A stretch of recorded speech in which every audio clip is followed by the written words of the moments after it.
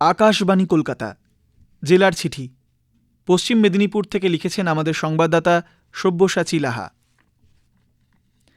IIT খড়গপুরে smart India hackathon 2025 hardware সংস্করণের grand ফিনালের প্রতিযোগিতা গত শুক্রবার শেষ হয়েছে। ওই দিন রাতেই সেরা 6টি দলকে বেছে নিয়ে তাদের নাম ঘোষণা করার পর বিজয়ী দলগুলির হাতে পুরস্কার তুলে দেওয়া হয়।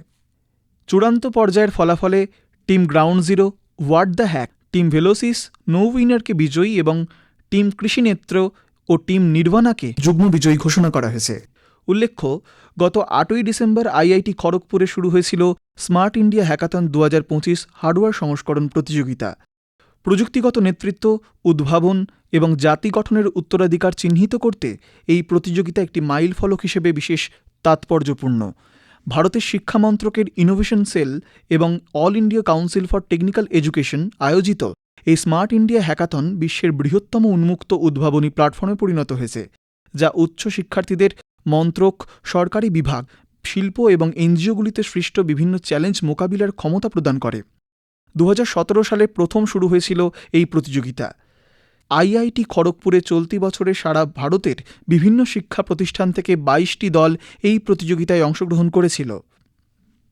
পশ্চিম মেদিনীপুরে গত 9ই ডিসেম্বর শুরু হয়েছে বৈদ্যুতিন ভোটযন্ত্রের প্রথম দফার পরীক্ষা বা first level checking. CC camera সহ নিশ্ছিদ্র নিরাপত্তার মোড়কে চলছে এই যাচাই পর্ব। করা হচ্ছে ভিডিওগ্রাফিও। একই সঙ্গে লাইভ ওয়েবকাস্টিংয়ের বন্দোবস্ত রাখা হয়েছে। ফলে দিল্লি নির্বাচন সদনের পাশাপাশি রাজ্যের সিইও দপ্তর থেকেও এই কাজে সরাসরি নজরদারি সম্ভব হচ্ছে। জেলা শাসক ও জেলা নির্বাচনী আধিকারিক বিজিন কৃষ্ণা জানিয়েছেন, আগামী বিধানসভা নির্বাচনে এই ইভিএমগুলি দিয়েই নির্বাচন করা হবে। ইভিএম যাচাই পর্ব দেখভাল করার জন্য পরিদর্শক নিযুক্ত করেছে জাতীয় নির্বাচন কমিশন। ভিন রাজ্য থেকে জেলায় আসছেন পর্যবেক্ষক। কমিশনের নির্ধারিত নিয়ম মেনে যাচাইয়ের কাজ হচ্ছে কিনা তিনি তা নজর রাখবেন। প্রথমে খড়গপুর মহকুমা শাসকের কার্যালয়ে 9 থেকে 18 ডিসেম্বর পর্যন্ত এই ইভিএম যাচাইয়ের কাজ চলবে। এরপর 19 থেকে 26 ডিসেম্বর মেদিনীপুরে জেলা শাসকের কার্যালয় এবং 27 থেকে 31 ডিসেম্বর ঘাটালে মহকুমা শাসকের কার্যালয়ে ইভিএম যাচাইয়ের কাজ হবে। জঙ্গলমহলে মানুষ হাতি সংঘাত কমাতে অত্যাধুনিক প্রযুক্তির অভিনব ব্যবহার শুরু করেছে মেদিনীপুর বন বিভাগ।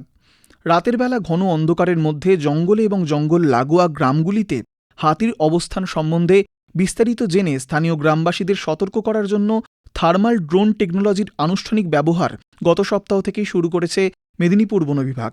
ওই বিভাগের বন আধিকারিক দীপক এম জানিয়েছেন, অন্ধকারের তাপের বিকিরণে ইনফ্রারেড এনার্জি গ্রহণ করে এই ড্রোন।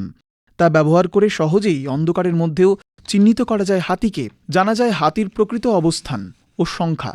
তারপরেই গ্রামবাসীদের সতর্ক করা যাবে হাতির অবস্থান সম্পর্কে। কেন্দ্রের শিক্ষামন্ত্রকের অধীনে রাজ্যের সমস্ত কেন্দ্রীয় বিদ্যালয়ের ছাত্রছাত্রীদের নিয়ে খড়গপুরে কেন্দ্রীয় বিদ্যালয়ে অনুষ্ঠিত হল 53তম কেন্দ্রীয় বিদ্যালয় রিজিওনাল লেভেল রাজ্যস্তরীয় বাল বৈজ্ঞানিক প্রদর্শনী।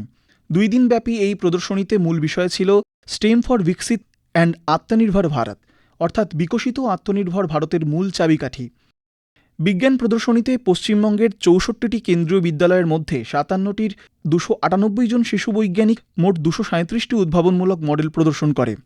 এই প্রদর্শনীতে সেরা বিবেচিত হওয়া 21 জন শিশু বৈজ্ঞানিকের মডেল জাতীয় পর্যায়ে সর্বভারতীয় স্তরের প্রদর্শনীতে অংশগ্রহণের জন্য মনোনীত হয়েছে।